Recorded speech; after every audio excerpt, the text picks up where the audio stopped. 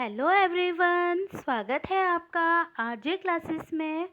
और मैं आपकी फ्रेंड आपके लिए जो हमारा हिस्ट्री का टॉपिक चल रहा था उसको हमने जैन धर्म को बहुत सारी चीज़ें हमने वन लाइनर में देखी और कल हमने उनकी संगतियों को देखा। तो अगर आपने वो वीडियो नहीं देखा है तो ऊपर आई बटन में वो आपको वीडियो मिल जाएगा।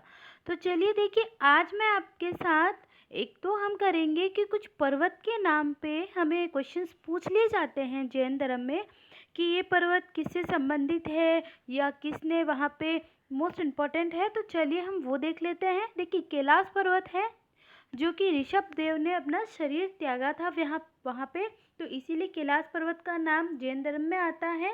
उसके बाद बात करें तो समेत पर्वत, तो देखिए यहाँ पे पार्श्वनाथ जी का शरीर त्यागा।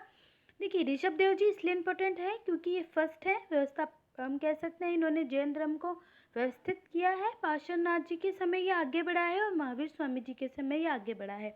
तो इनसे संबंधित जो पर्वत है उन पे कभी कभी क्वेश्चंस पूछ लिए जाते हैं। नेक्स्ट हम बात करते हैं वितलांचल पर्वत, जो कि महावीर जी का प्रथम उपदेश है। उन्होंने प्रथम उपदेश वितलांचल पर्वत पर दिया है।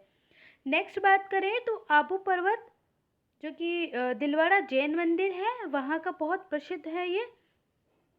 नेक्स्ट है शत्रुंजय पहाड़ी, जो कि अनेक जैन मंदिर स्थित है। तो आप इन पहाड़ियों को एक बार वापस से देख लीजिएगा क्योंकि इनसे संबंधित भी क्वेश्चंस मैंने एग्जाम्स में देखे हैं। तो चलिए, मैंने आपको कहा था जैसे कि मैं 24 के 24 तीर्थंकर आपको बताऊंगी क्योंकि कभी कभी सीक्वेंस वाइज भी पूछ लिया जाता है। तो चलिए स्टार्ट करते हैं। देखिए, फर्स्ट है ऋषभ देव, जिनको आदिनाथ के नाम से जाना जाता है। सेकेंड संभवनाथ, सुमितनाथ, सुपार्वनाथ, सुवितनाथ, श्रेयांसनाथ, विमलनाथ, धर्मनाथ, कुंथुनाथ, मल्लीनाथ। देखिए मल्लीनाथ, नेमिनाथ, पार्श्वनाथ, ये आप लाइन से एक बार इनको ध्यान रखिएगा। नेक्स्ट हम बात करें अजीतनाथ, अभिनंद, पद्म प्रभु, चंद्र प्रभु, शीतलनाथ, वासुमल, अनंतनाथ, शांतिनाथ, अमरनाथ, मुनिसवर्त, अरिष्टनेमी और महावीर स्वामी। तो देखिए कभी कभी इनका मल्लीनाथ जी का, नेमिनाथ जी का और पार्श्वनाथ जी का संख्या भी पूछ ली जाती है कि कौन से नंबर के तीर्थंकर है। साथ ही आपसे अरिष्टनेमी और महावीर स्वामी जी की भी पूछ लिया जाता है कि कितने नंबर के तीर्थंकर हैं। तो यहाँ पे मैंने आपके लिए 24 के 24 तीर्थंकर दिए हैं। आप इनको एक दो बार नज़र से निकालेंगे तो डेफिनेटली आपको भी क्लियर हो जाएंगे। तो चलिए अब हम आगे बढ़ते हैं और देखिए श्वेतंबर और दिगंबर, जैसे कि मैंने आपको बताया था, तो इनमें अंतर क्या क्या है ये देख लेते हैं।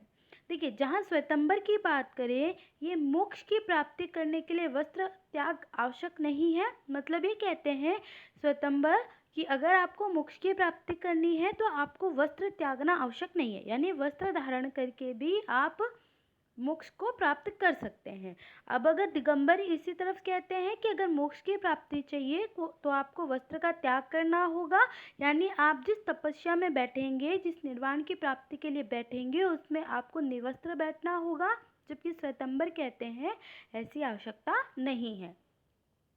नेक्स्ट बात करें तो देखिए श्वेतंबर कहते हैं इसी जीवन में स्त्रियों के निर्वाण का अधिकारी है, यानी स्त्रियां इसी जीवन में निर्वाण संभव है, ये श्वेतंबर कहते हैं। जबकि दिगंबर कहते हैं कि स्त्रियों को निर्वाण संभव नहीं है, यानी स्त्रियां मोक्ष की प्राप्ति या ज्ञान की प्राप्ति नहीं कर सकती। जबकि श्वेतंबर कहते हैं कि स्त्रियां ज्ञान की प्राप्ति करने की पूर्ण अधिकारी है। नेक्स्ट बात करें तो देखिए केवल्य ज्ञान की प्राप्ति के बाद भी लोगों को भोजन की आवश्यकता होती है, यानी अगर आपने सत्य की प्राप्ति कर ली है तो उस अपने शरीर को चलाने के बाद भी आपको भोजन की आवश्यकता है। जबकि दिगंबर कहते हैं केवल्य प्राप्ति के बाद भोजन की आवश्यकता नहीं है। आप एक याद कर लीजिए, दूसरा आपको डेफिनेटली अपने आप याद हो जाएगा। श्वेतंबर मतानुसार महावीर विवाहित थे, जबकि दिगंबर मतानुसार महावीर विवाहित, अविवाहित थे या विवाहित नहीं थे।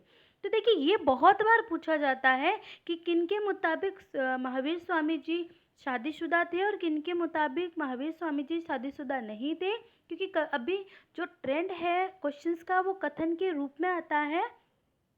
आपको पूर्ण रूप से कथन दे दिए जाते हैं और उसमें से पूछा जाता है कि कौन सा सही है और कौन सा गलत है।